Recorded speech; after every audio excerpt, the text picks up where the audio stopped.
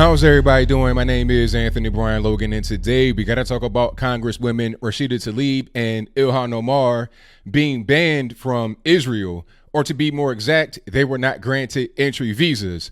Rashida Tlaib was eventually granted an entry visa to go visit her sick grandma, but then the very next day she said she didn't really want to go, but we'll get to that in a moment. First, let's back up a little bit to explain what's going on, to explain why their visas were denied, why Rashida Tlaib got hers, and what this all means for the United States, if anything. First things first, Rashida Tlaib and Ilhan Omar are obviously both Muslim women, very far leftists, and they support a movement called BDS. That's boycott, divestment, and sanction. This movement is from the Palestinians against the state of Israel. They want them to end the occupation of West Bank, Gaza, to remove the Gaza wall, the West Bank wall, and they just want Israel to not be Israel anymore. That's essentially what the movement is. Rashida Tlaib's parents are from Palestine, and her grandma still lives there. After they were denied the visas, she wrote a letter to the Interior Minister of Israel, and she said, hey, I have a sick grandma. She's in her 90s. I want to go visit her. It might be my last opportunity to do so. And if you grant me entry, I will not do any kind of boycotting. I will not do anything that's outside of you guys' rules. And her visa was granted after that. The very next day, because that was yesterday, which was Thursday, August 15th, 2019. Today's Friday, August 16th, 2019. At about 9 o'clock this morning, she put a statement on Twitter talking about, well, I really want to go and express my grievance. I got to talk about the racism, this, that, and the third, and I can't hold my tongue. I really want to protest, so I'm not going to go visit my sick grandma, or city, whatever she wanted to call her. So obviously that letter that she wrote was not really true. I think what she wanted was for them to say, no, you can't come into the country, and then put a letter on Twitter and talk about her sick old grandma and how she can't go see her. But the reality is that she wanted to go and protest. The people in Israel saw their itinerary. When I say they, I mean Ilhan Omar and Rashida Tlaib. Their itinerary included a lot of rabble-rousing, protesting, things that would cause conflict and disharmony in the union. There's already all kind of back and forth fighting that's been going on for a very long time. So they would come and just add to that. Why would you want that into your country? Now, some would say, oh, it's not a good thing that they were barred entry into the country because of a difference of opinion. Well, the reality is it's a normal thing to do. In America, if you have anti-Americans that want to come to the country and start drama, we're not going to grant you an entry visa, okay? And before I go any further, if you are going to a different nation, you have your passport, that's one thing, but you have to get granted an entry visa into the country. Like, I can't just go to China just randomly. I got to be able to get an entry visa into the nation. That's how that works. If I'm a traveler, tourist, if I want to go there and live for a while, I got to be able to communicate with them and get my stuff situated before I actually step foot into the nation. That's just kind of how that is. Okay. Rashida Tlaib and Ilhan Omar are no different when they go into the state of Israel. Why would any country allow people into the country that want to come in there and start stuff, that want to stoke division, that want to maybe even stoke violence? It doesn't make any sense. So Israel was correct to not grant them entry.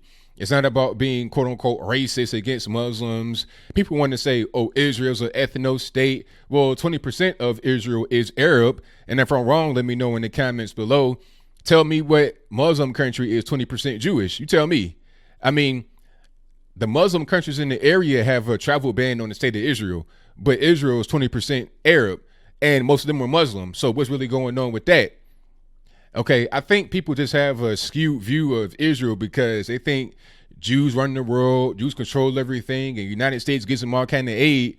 All right, if we stop giving Israel aid, then what?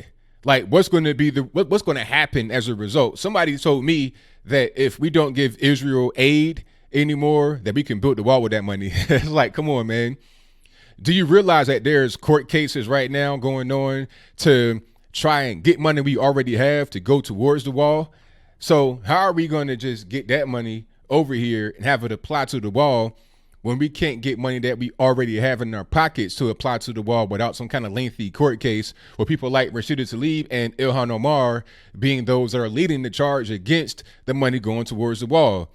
Open borders. It wasn't the same thing for Israel with open borders and just whoever wanted to come into the country as they want for us.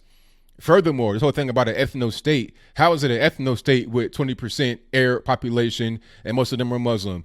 Go to China, go to Japan, go to most countries on planet Earth. They're mostly homogenous, okay? The United States and parts of Western Europe are an anomaly in the world. Most countries are ethno states, not necessarily intentionally, but that's just what it is. And in some cases, it's by design. Try to go to China right now as an American and get married to a Chinese woman and have a baby. That baby won't even be fully considered Chinese. All right. Things we have over here, they don't have in other parts of the world. Birthright, citizenship. Nah, you don't have that in places like China, Japan, India, etc. We have that here. This is a special country. You can't expect the same kind of treatment in other parts of the world that you would get right here. It doesn't make any sense. So I think Ilhan Omar, Rashida Tlaib, and others just want to go there to start drama. And no country in their right mind would allow those to come into the country who are just trying to start drama with the particular country. If you are a conservative person and you just have opinions that may be kind of unpopular, that's one thing. Some of them get blocked from going to countries. I think that Stefan Molyneux got blocked from going to Auckland, New Zealand, him and Lauren Southern. I think one of them got banned from UK. Like, people are getting banned from countries, or they're not, quote unquote, granted visas because of their political views. But people like Ilhan Omar and Rashida Tlaib are talking about the end of a state. They don't want Israel to be there anymore. So why would Israel allow them to come into the country? Logically, it doesn't make any sense. Okay. And it's not just them that deny visas. Try to go to America from Canada if you're a felon. Matter of fact, try to go from Canada to Australia if you're a felon in Canada. And I think that if you're a felon here in the States, you can't go to Canada. If I'm wrong about that, let me know in the comments below. Once you really kind of understand the world and see how other countries operate, what Israel is doing is nothing. And it makes logical sense. And I think any other nation in the world would do that. So as I close, I want to say this. Ilhan Omar and Rashida Tlaib were just trying to go start stuff. It was funny how Rashida Tlaib talking about, yeah, I want to see my sick grandma, this, that, and the third. They say, yeah. And then the very next day, not even the full 24 hours later, she's like, well, nah, I don't really want to go because I wanted to go protest. Okay, exactly. You're a liar, which is exactly why they were correct to not grant you entry into the country with a travel visa. It's very simple. But I think I'll leave that right there for now.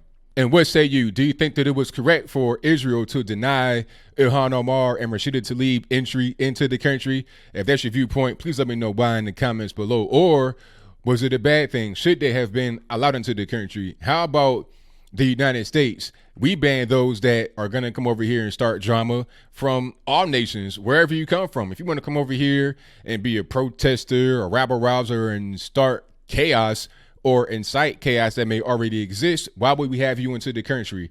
We want peaceful people that are going to come over here, you know, enjoy the sights, the scenery, visit family, and go back to their country of origin. If you are a known terrorist, if you are a known disruptor, if you are a known person that will break your visa agreement and stay over here forever, then you can't be here. As simple as that. You can't just go wherever you want into the world. And I think what happened to Rashida Tlaib and Ilhan Omar highlight what happens all across the world every single day. But whatever your comments are, please let me know in the comments below. And that's all I got to say for this video. If you like what you heard, please comment, rate, share, and subscribe. Peace.